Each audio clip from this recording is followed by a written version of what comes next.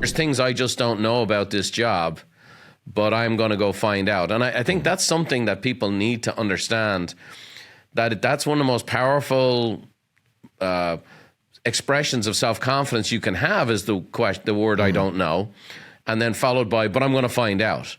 And you kind of went on a journey for a period of time, and you went out and sought out mentors, you sought out influencers, you were reading books, you were everywhere you could go to learn about leadership. You went on this path and then applied that to our own company. And we went through a pretty dramatic turnaround from 2013 to 2017. We came close to basically doubling our revenues and rebuilt our organization in that 4 or 5 year period of time. So maybe you could talk a little bit about this connection of how you yourself became a leader using curiosity to grow yourself into a role that you would admit back then you weren't ready for.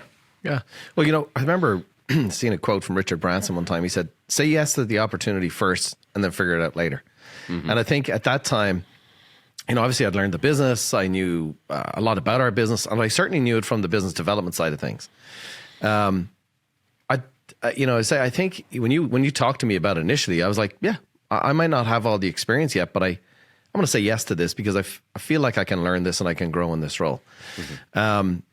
And I think the biggest challenge was making sure that I didn't have whatever perspective on the company that I had learned in the years of being here, that I could suspend that and go around the company internally and ask leaders in the company, hey, what do you think? What do you see? Where are we in the way? What is our opportunity? How do you think we can serve our customers better? Mm-hmm. What's getting in our way? What do you think our people need? And then from the leaders, then moving that on to everybody inside the company where I do lunch and learns. And I did that for a year. And I really made a commitment in that year to go, I just need to suspend what I know and what I've done and become a student and be curious about how are we making our customers be successful? What could we do to help our customers be more successful? Then I'd ask everybody in the company, what do you need to be more successful in your role and in your job? And what do we think we need to be more successful as a company?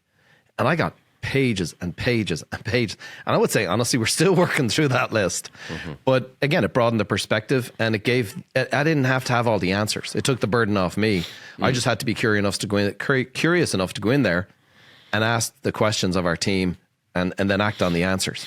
Right. But you yourself, on top of that, you had leadership gaps yourself, and you went out to people and got, you met with people. You're a great networker by nature. Mm-hmm. That's why you're in the business development side of things. Yep. And you'd meet someone on a golf course and you'd be having a game of golf, and the next thing you go, hey, could we go to lunch?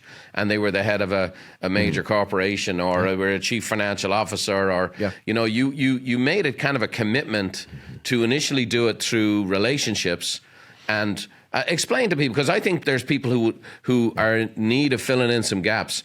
Explain how you'd go about meeting somebody and then taking it to the next level where you can actually curate a relationship to be able to glean from them some things that you needed in your own leadership style. Yeah, well, I think I was just honest with people, and I connect with them, ask them quite, you know, as I met people or played golf with somebody, like, what do they do? What is their story? What is their history? What teams did they like? What sports? How did they get into golf? Mm-hmm. And then ultimately turn around to some of these people and say, hey, I'm a brand new CEO. You've been a CEO for 15 years. Yeah, look, I know you're a busy guy, but would you be open for a cup of coffee or maybe just grabbing a lunch one time? I'd love to learn from your experience. Mm-hmm. And, you know, I know we've talked about it a couple of times. There's a lot of people who are very successful and do very well, and people are always looking for something from them. Mm-hmm. And a lot of times they're looking for the wrong things. They're looking for a connection or a foot up or a donation. Right. What I found is a lot of people are just more than happy to help you develop. And I certainly had that. And I think when you're open to it, you find it, right? Mm-hmm. You find it, you become comfortable in it. But I do think it's a lot of it's just being kind of honest with people and being humble enough to say, hey, what do you think?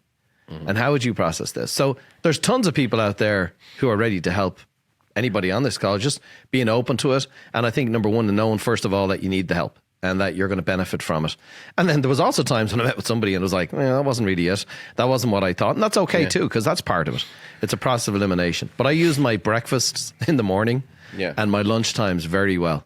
And I wanted to load them up like every at least 3 times a week, Monday, Wednesday, Friday. having a lunch, having a breakfast with somebody who was like, What would be an example of something you learned from someone that really helped you? well, I think, like, for instance, one of my mentors, and you know him, he's a Navy commander, Werner Steffen, like, little things like, why don't you think about that overnight? I was like, what do you mean? I don't need to think about it overnight. Like, I'm ready to go now. Like, see the answer. I know what we need to do. Let's go. And I said, okay, maybe I'll try that. And then the next morning, coming in going, something changed, or you had an extra thought and you're like, oh, I didn't think that all the way through. I'm so glad I took a pause. I think ultimately, you know, where you lead from. Okay. Are you going to lead from the tactics, or are you going to lead from the vision? Are you going to lead from the future, or are you going to be owned by today? And I think alignment. I think Pete Leddy was a guy I met with who had been, he's a PhD in organizational development. And he was talking about the alignment. Like, how do you accomplish anything? Well, you got to know what the goal is, and then you got to create the environment to achieve the goal, and then you got to focus and not get distracted in achieving the goal. And that's organizationally. But if you can align that with hiring people to your team and leading people who are like, yeah, I would be in for that goal. I like that mission. Like, we're very lucky that we have people who are into impacting and improving the lives and livelihoods of people. And we look for that and we recruit it.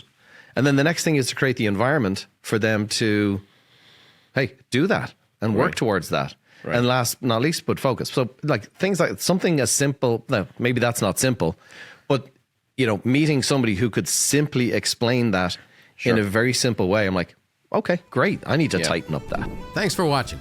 If you want more tips on how to think, feel, and do better, check out these videos too. Oh, by the way, don't forget to subscribe to the channel and leave us a like if you enjoyed the content.